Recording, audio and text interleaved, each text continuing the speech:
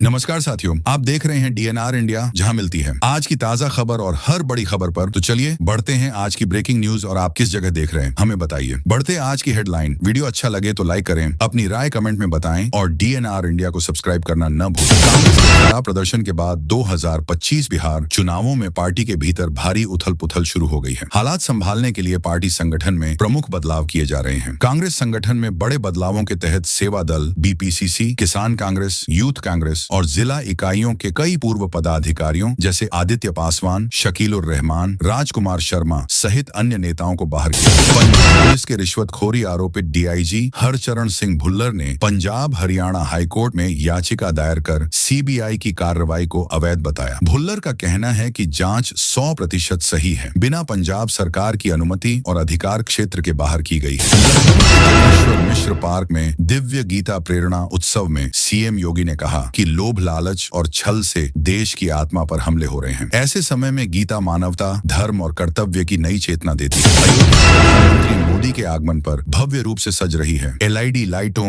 फूलों और रोशनियों से पूरी रामनगरी चमक उठी है। भक्त उत्साहित हैं और स्वागत की तैयारियां पूरी हो रही हैं। मुख्यमंत्री रेखा गुप्ता ने 25 नवंबर 2025 को सार्वजनिक अवकाश घोषित किया है। उपराज्यपाल की अधिसूचना के बाद दिल्ली के सभी सरकारी दफ्तर कल बंद रहेंगे। दिल्ली सरकार का कहना है कि 25 नवंबर का दिन सिर्फ गुरु तेग बहादुर जी को श्रद्धांजलि देने का नहीं, बल्कि उनकी मानवता, साहस और धर्म स्वतंत्रता के संदेश को याद करने का दिन है। गुरु तेग बहादुर साहिब के शहीदी दिवस पर छुट्टी घोषित करने का निर्णय लिया। मुख्यमंत्री रेखा गुप्ता ने डिजिटल शिक्षा योजना मंजूर की। मेधावी छात्रों को मुफ्त लैपटॉप मिलेंगे और राज्य राष्ट्रीय स्तर पर खेलने वाले छात्रों को 5 लाख रुपए तक की सहायता दी जाएगी। सांसद जियाउर रहमान बर्क ने टीएमसी विधायक हुमायूं कबीर के उस बयान का समर्थन किया जिसमें उन्होंने पश्चिम बंगाल में बाबरी मस्जिद दोबारा बनाने की बात कही, जिससे राजनीतिक विवाद बढ़ गया। सपा सांसद जियाउर रहमान बर्क ने कहा कि मस्जिद अल्लाह का घर है और धार्मिक स्थलों पर राजनीति नहीं होनी चाहिए। उन्होंने पीएम मोदी के राम मंदिर ध्वज फहराने पर भी आपत्ति जताई। विधायक नरेंद्र नारायण यादव को बिहार विधानसभा का प्रोटेम स्पीकर बनाया गया। राज्यपाल आरिफ मोहम्मद खान ने उन्हें शपथ दिलाई। यादव पहले मंत्री भी रह चुके हैं। सुप्रीम कोर्ट सूर्यकांत की अगुवाई में तलाक-ए हसन की जांच कर रहा है। अदालत देखेगी कि मामला संविधान पीठ को भेजना है या नहीं। मुस्लिम महिलाओं को प्रभावित करने वाली ऐसी अन्य तलाक प्रथाओं पर भी चर्चा हो रही है। नजिया इलाही खान को सऊदी नंबर से जान और रेप की धमकी मिली। ऑडियो वायरल हुआ। उन्होंने बताया और मुंबई पुलिस से तुरंत कार्रवाई की मांग की। बीजेपी को सत्ता से दूर रखने के लिए पावर गेम चला रहे हैं। शिवसेना, यूबीटी और कांग्रेस के बीच मनसे को लेकर बढ़ी तल्खी के बावजूद वे विपक्ष को एकजुट कर मनसे को एमवीए में जोड़ने की कोशिश में है। केजरीवाल और सिसोदिया की याचिका गलत है। फांसी घर मामले में समिति ने उन्हें सिर्फ जानकारी देने और सच पता करने के लिए बुलाया था। यह कोई सजा या विशेषाधिकार हनन नहीं था। बदलने की चर्चा के बीच कांग्रेस अध्यक्ष खड़गे ने कहा कि फैसला हाईकमान करेगा। बीजेपी ने पूछा कि अगर खड़गे हाईकमान नहीं है तो कौन है? वही मंत्री जी। परमेश्वर ने संकेत दिया कि नेतृत्व बदलने पर वे भी दावेदार हो सकते हैं। उत्तराखंड के टिहरी में 28 यात्रियों से भरी बस गहरी खाई में गिर गई। हादसे में 5 लोगों की मौत हुई। एसडीआरएफ की टीम मौके पर पहुंचकर घायलों को निकाल रही है और राहत बचाव जारी है।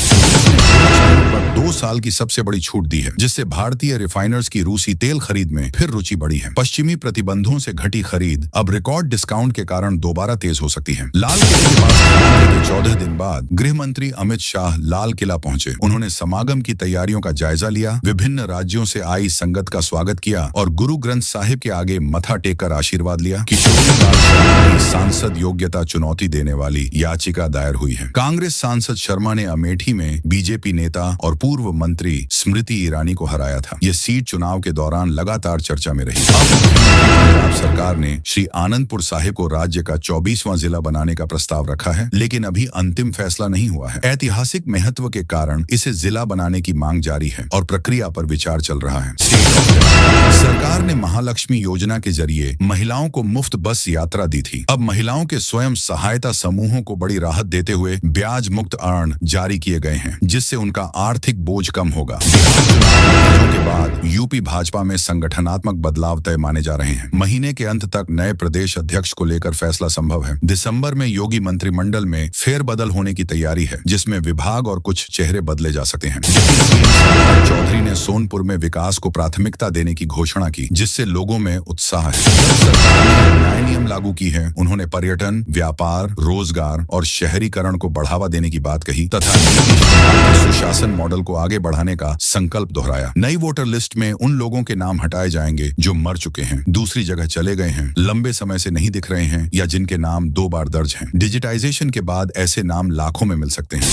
कांग्रेस ने राजस्थान में 45 नए जिला अध्यक्ष बनाए, जिसके बाद पार्टी में नाराजगी बढ़ गई। लोग चर्चा कर रहे हैं कि इसमें गहलोत की छली या पायलट की। वहीं अशोक गहलोत ने कहा कि उन्होंने इस प्रक्रिया में कोई दखल नहीं दिया और सारे फैसले हाईकमान ने किए हैं। कांग्रेस को वोट चोरी का मुद्दा ज्यादा फायदा नहीं मिला, लेकिन पार्टी इसे छोड़ने वाली नहीं है। दिसंबर में कांग्रेस दिल्ली के रामलीला मैदान में इस मुद्दे पर बड़ी रैली करेगी। झारखंड से 5000 से अधिक कांग्रेस कार्यकर्ता इसमें शामिल होंगे और वे मतदाता सूचियों के गहन पुनरीक्षण के खिलाफ भी प्रदर्शन करेंगे। पाकिस्तान आर्थिक संकट और 2 मोर्चे झेल रहा है। आसिम मुनीर को बड़ा प्रमोशन मिला और संविधान बदलकर उन्हें स्थायी अधिकार दे दिए गए, जिससे देश में विरोध और हंगामा बढ़ गया। ध्वजारोहण के दौरान पीएम मोदी के साथ संत गोविंद देव गिरी महाराज नजर आए। वे ट्रस्ट के कोषाध्यक्ष हैं। प्राण प्रतिष्ठा के समय उनके सवाल पर मोदी भावुक हो गए थे। मोदी ने तब 11 दिन का कठिन व्रत रखा।